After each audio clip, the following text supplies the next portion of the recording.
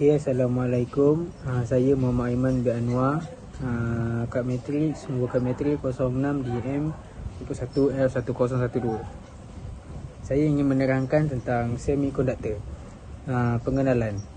Separa pengalih atau semikonduktor adalah komponen elektronik yang bersifat elektronik.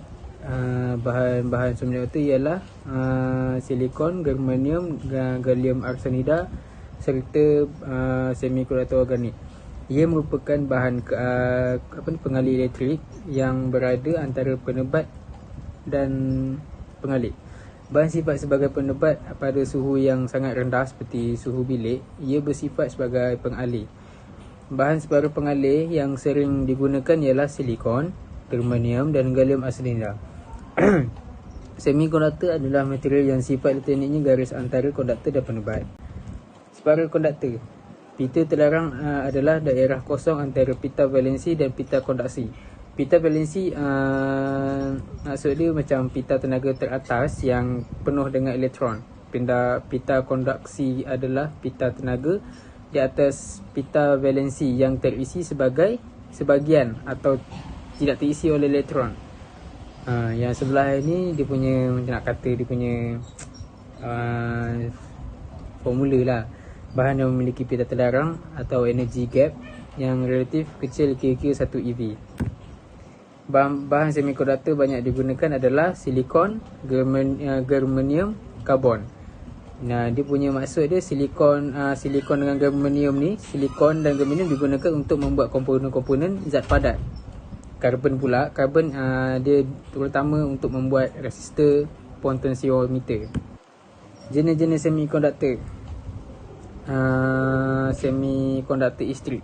Semikonduktor istrik bermaksud semikonduktor murni yang tidak diberi doping atau campuran atom lainnya yang memiliki jumlah elektron valensi yang berbeza dengan elektron valensi bahan semikonduktor. Germanium dan silikon mempunyai 4 elektron valensi. Lintasan valensi memerlukan 8 elektron agar atom menjadi stabil. Ikatan antara atom diperkuat dengan membahagi atau sharing elektron terkeluar kepada ikatan kovalen ataupun lebih senang disebut covalent bonds dalam bahasa Inggeris lah, bukan senang disebut. Sifat bahan silikon dan germanium. Ini dia punya jadual sifat-sifat. Ada kemungkinan elektron valensi menyerap energi cahaya atau thermal dan memutuskan ikatan kovalent sehingga dihasilkan elektron bebas dan menghasilkan kekosongan pada orbit terluar yang disebut pada hole sebagai hole.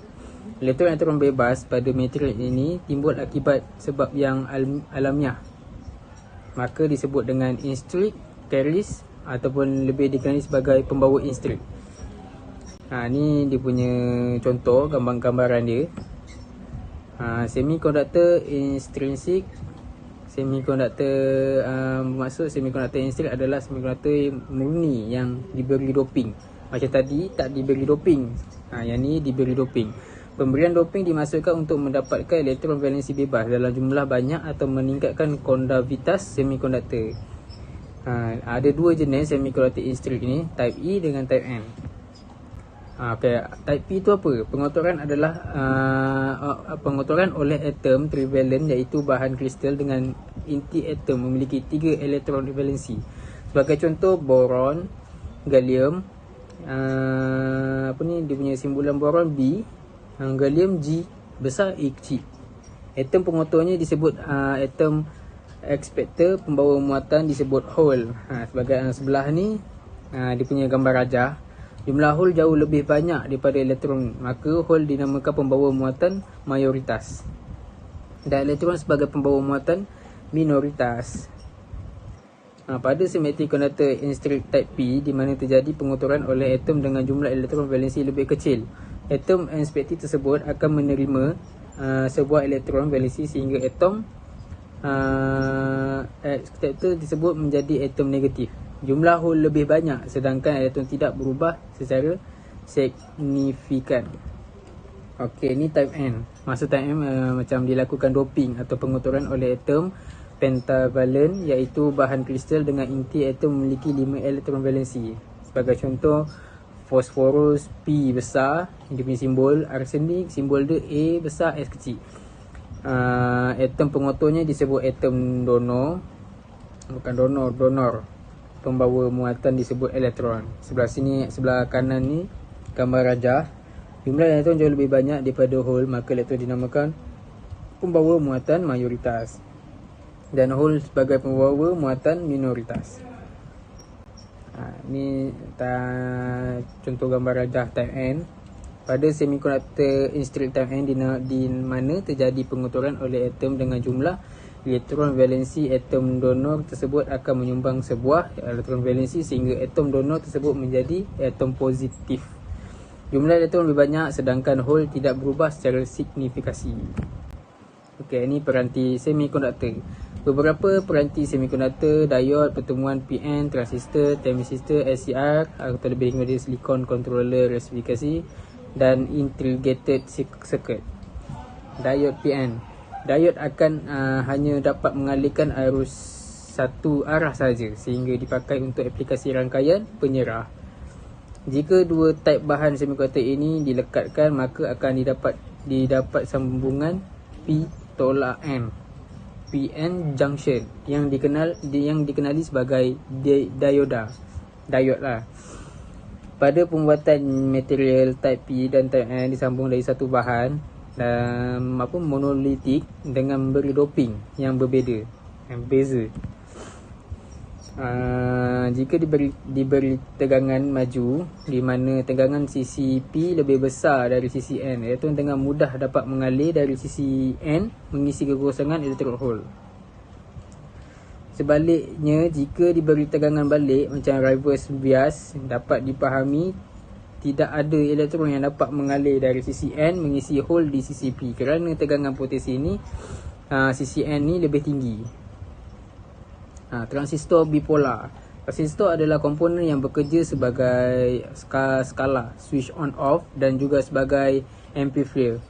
Transistor merupakan diod dengan dua sambungan. Sambungan itu membentuk transistor PNP ataupun NPN.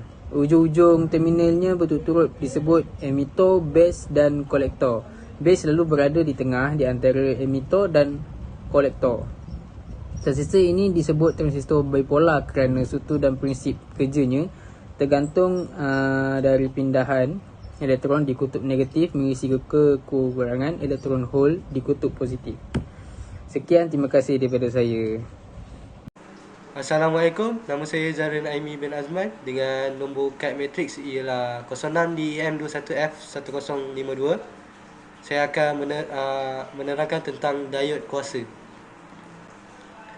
Diod kuasa ialah peranti semikonduktor kristal, diperbuat terutamanya daripada silikon. Digunakan terutamanya untuk menukar arus ulang-alik kepada arus terus, satu proses yang dikenali sebagai pembetulan. Ini adalah pembinaan diod kuasa. Pembinaan dioda ini merangkumi tiga lapisan seperti lapisan P positif, lapisan N negatif dan lapisan N positif. Di sini lapisan atas adalah lapisan P positif. Dia sangat dicelup. Lapisan tengah adalah lapisan N negatif. Lapisannya ringan dan lapisan terakhir adalah lapisan N positif. Dan lapisannya sangatlah banyak. Seterusnya saya akan menerangkan jenis-jenis diod kuasa. Penjelasan dioda ini dapat dilakukan berdasarkan masa pemulihan terbalik, proses pembuatan dan penembusan kawasan penipisan dalam keadaan bias terbalik. Diod kuasa bergantung pada masa pemulihan terbalik dan juga proses pembuatan. Dikelaskan kepada tiga jenis seperti yang pertama ialah diod tujuan umum. Diod ini mempunyai masa pemulihan terbalik yang besar sekitar 25 mikrosekund. Oleh itu, ia boleh digunakan dalam frekuensi rendah hingga 1 kHz dan operasi berkelajuan rendah hingga 1 negatif kHz. Seterusnya ialah diod pemulihan pantas. Diod ini mempunyai tindakan pemulihan yang cepat kerana masa pemulihan terbalik yang sangat kecil, kurang daripada 5 mikrosekund. Digunakan dalam aplikasi beralih berkelajuan tinggi. Yang terakhir adalah Schottky diod. Diode Schottky dibentuk oleh persimpangan semikonduktor dengan logam. Diode Schottky menawarkan tindakan pensuisan yang pantas dan mempunyai penurunan voltan hadapan yang rendah. Seterusnya ialah aplikasi. Diode ini digunakan secara meluas sebagai pembetulan untuk menukar voltan ulang-alik kepada voltan berterusan. Peranti elektronik ini juga menyediakan pembetulan kuasa yang tidak terkawal dan digunakan dalam aplikasi seperti bekalan kuasa DC, pengecasan bateri, penerus AC dan aplikasi penyongsang. Akhir sekali ialah kelebihan dan kekurangan. Kelebihan diode kuasa ini ialah kawasan penyimpangan PN dioda ini besar dan dapat membekalkan arus yang besar. Namun, kapasitasi persimpangan ini juga boleh besar, yang berfungsi pada frekuensi yang lebih rendah dan biasanya digunakan untuk pembetulan sahaja. Ia akan menyelesaikan AC pada arus tinggi dan voltan tinggi. Kekurangannya pula ialah kelemahan utama adalah ukurannya dan mungkin perlu diperbaiki ke sink haba semasa melakukan arus tinggi. Ia memerlukan perkakasan khusus untuk memasang dan menebat dari bingkai logam yang terdapat di sekitarnya. Sekian, terima kasih. Assalamualaikum dan salam sejahtera. Nama saya Muhammad Haziq Syamil bin Rosli, nombor matriks 06DEM21F1010. Hari ini saya ingin membuatkan pembentangan dan topik yang saya pilih adalah thyristor. Thyristor adalah salah satu komponen elektronik aktif yang berfungsi sebagai pintu, iaitu untuk menahan aliran arus bolak-balik AC atau melepaskan arus AC yang inputnya kecil. Thyristor boleh diibaratkan sebagai komponen yang tersusun antara dua buah transistor jika dilihat dari prinsip atau cara kerjanya. Pada prinsipnya, thyristor yang memiliki 3 terminal akan memakai arus dan tegangan rendah yang masuk pada salah satu kaki atau terminalnya. Kegunaannya untuk mengontrol aliran arus dan tegangan tinggi yang melalui dua kaki atau terminal lainnya. Sementara thyristor dengan dua terminal yang tidak mempunyai terminal gerbang atau gate, switch dapat aktif jika tegangan elektrik di kedua kakinya mencapai angka tertentu.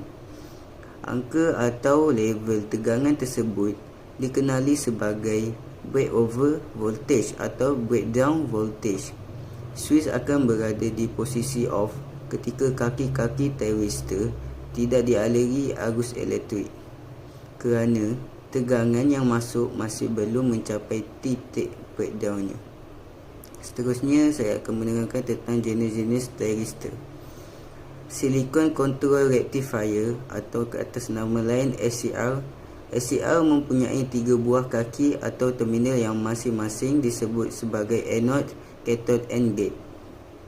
Dilihat dari strukturnya, SCR tersusun atas 4 buah semikonduktor yang disusun berlapis dengan polar PNPN dan terminal gate ada di lapisan positif.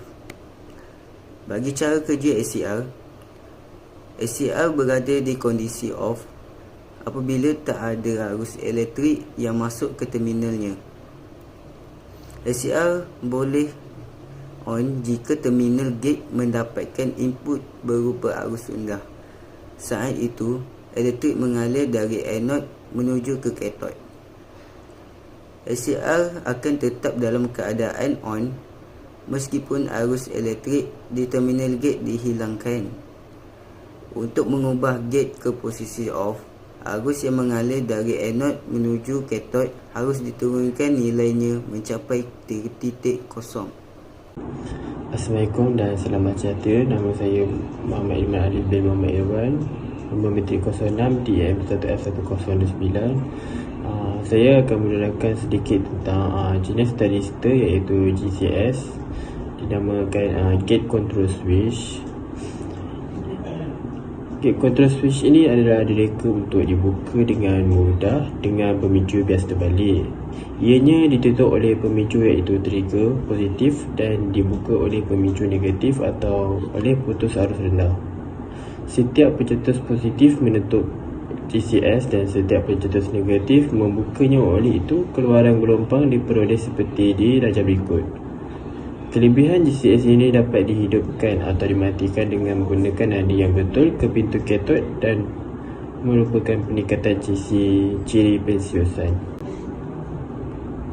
Seterusnya, saya akan menerangkan tentang gate turn off, di mana gate turn off ni dikenali sebagai GTO, iaitu peranti semikonduktor kuasa 3 terminal. GTO tergolong dalam keluarga tharistor yang berstruktur 4 lapisan. Ianya juga tergolong dalam kumpulan peranti semikonduktor kuasa yang mempunyai keupayaan untuk mengawal sepenuhnya keadaan dalam dan luar melalui terminal kawalan pintu. Prinsip kerja operasi GTO ini adalah sama seperti tharistor jenis konvensional. Sebaik sahaja arus gate positif digunakan dijadikan terminal anode positif ke terminal katod, maka elektron boleh dijana daripada terminal katod ke anode. Kelebihan utama GTO ialah boleh dimatikan menggunakan isyarat gate negatif yang mencukupi amplitude. Ini menghapuskan keperluan litar ganti yang besar dan lebih mahal yang diperlukan untuk mematikan SCR. Kelajuan pensiusannya lebih daripada SCR. Ia mempunyai lebih banyak rating DIDT semasa dihidupkan. Selain itu, saya akan menerangkan tentang apa itu aplikasi tharistor. Antara aplikasinya, ia dapat mengontrol kecepatan dan frekuensi. Yang kedua, penyerahan. Dan ketiga, pengubahan daya. Keempat adalah manipulasi robot. Kelima, kontrol temperature. Dan yang sekali ialah kontrol cahaya. Sekian daripada kami. Terima kasih.